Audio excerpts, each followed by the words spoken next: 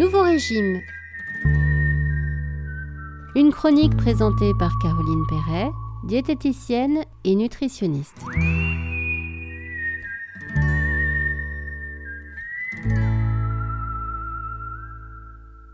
Bonjour à toutes et bonjour à tous. Nous retrouvons bien sûr Caroline Perret. Bonjour Caroline. Bonjour Céline, bonjour à tous. Pour cette dernière émission de l'année.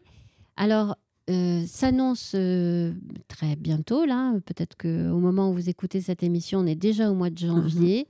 Donc déjà, on vous souhaite une bonne année. Et oui, bonne année à tous. Bonne année 2025. Et le mois de janvier, c'est le Dry January, qui signifie le mois de janvier sans alcool. C'est ça. Donc aujourd'hui, tu vas nous parler de l'impact de l'alcool sur notre pour santé. vous aider sur cette bonne résolution, on va parler un petit peu de l'impact de l'alcool sur l'organisme et de pourquoi il faut modérer sa consommation. Pourquoi c'est important. Comprendre les effets de l'alcool sur l'organisme, ça va vous aider à passer le cap de ce Dry January en conscience. En fait, l'objectif de ce mois sans alcool, c'est de prendre conscience de votre consommation. Oui, voilà. Si vous êtes en manque, c'est que vraiment, il commence à y ça avoir peut être un problématique. problème. C'est l'occasion de faire le test, en fait, savoir ça, si faire vous pouvez vous en passer ou pas. Alors, les effets de l'alcool, donc c'est... En fait, l'alcool, on le sait, ça donne une expression de flou, de brume dans la tête, d'altération de la perception, des sens, etc. Et en réalité, ça agit comme un dépresseur, ça va ralentir les fonctions cérébrales. Donc l'effet à court terme, évidemment, c'est une euphorie, une altération du jugement, une perte de coordination, donc on se sent un petit peu bien, c'est rigolo.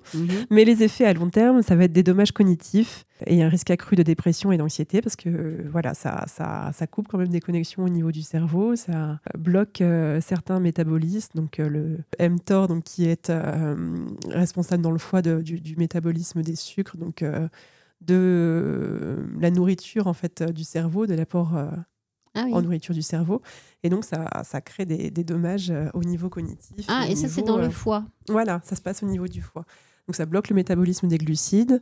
Donc, ça peut provoquer du diabète à long terme, ensuite à une consommation, en raison d'une consommation excessive. Donc, ça peut créer des dommages sur tout ce qui est relatif au métabolisme du glucide.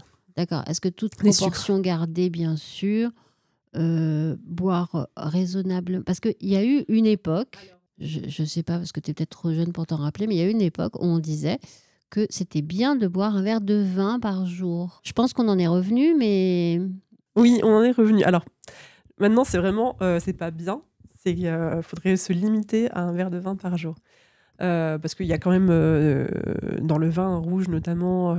Des tanins, des intérêts nutritionnels, des choses qui, au niveau nutritionnel, apportent quelque chose. Il y a du fer. Du fer, il y a des phénols donc, qui sont antioxydants, etc. Donc, c'est pas dénué d'intérêt, mais il y a l'éthanol, donc la molécule de l'alcool, qui provoque des choses qui sont vraiment pas sympas donc, au niveau du foie. Parce que oui, effectivement, l'alcool est métabolisé par le foie. Donc, à haute dose, ça fatigue le foie, ce qui peut entraîner une stéatose hépatique, donc ce qu'on appelle le foie gras. Donc le foie ne fonctionne plus correctement, il est malade.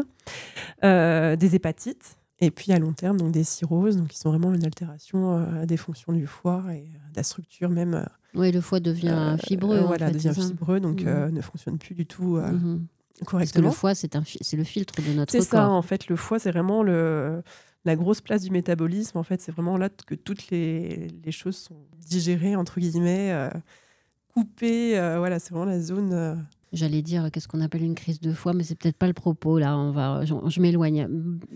Crise de foie, c'est qu'en fait, on fait trop travailler le foie, et puis il y a des périodes de fatigue, il sature, et puis il devient douloureux, quoi. D'accord. C'est comme un muscle qui serait trop sollicité. On a des courbatures, mais...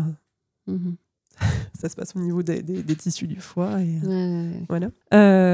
Donc, on a aussi des effets sur le système digestif. Ça peut irriter, donc l'éthanol, irriter la muqueuse gastrique, qui va augmenter les risques d'ulcères, notamment. Ça va augmenter l'acidité. Ça peut faire des trous. Voilà, les ulcères, c'est vraiment des trous. En fait, oui. Ça attaque la paroi. C'est ça.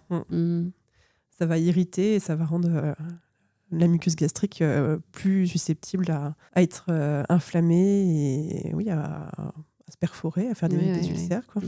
Au niveau du cœur et système vasculaire, on va avoir une augmentation de la pression artérielle. Ça va aussi durcir un petit peu les canaux des artères, des vaisseaux sanguins. Et ça peut provoquer des Et donc, thromboses. ça peut risquer des cardiopathies, des accidents vasculaires cérébraux. Ah ouais. Voilà.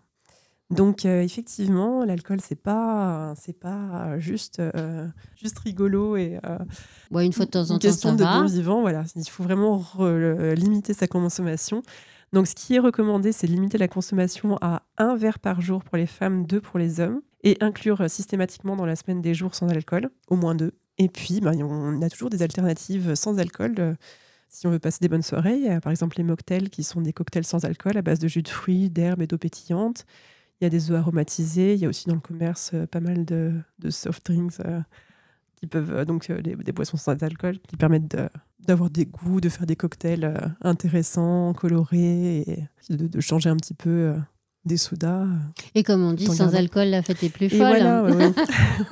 Et puis, au niveau de l'hydratation, il faudrait boire de l'eau entre chaque verre d'alcool pour rester hydraté et réduire l'impact sur le corps. Hydrater le foie. En fait, noyer l'alcool dans de l'eau. Oui, quoi. Voilà, le diluer un petit peu, en fait, pour éviter un petit peu tous les dommages. Donc voilà, profitez des fêtes de manière responsable et prenez bien soin de votre santé. Voilà, et essayez de participer une semaine si c'est pas le mois complet. Mais oui, non, c'est vrai que c'est important de laisser reposer votre corps un petit peu. Point, et puis voilà, c'est quand même nocif. Donc le corps, après justement les fêtes de fin d'année, a besoin de se reposer, d'être soigné. Et puis à l'heure où on est des bonnes résolutions, on peut peut-être essayer de se dire que il faut réduire sa consommation. Voilà.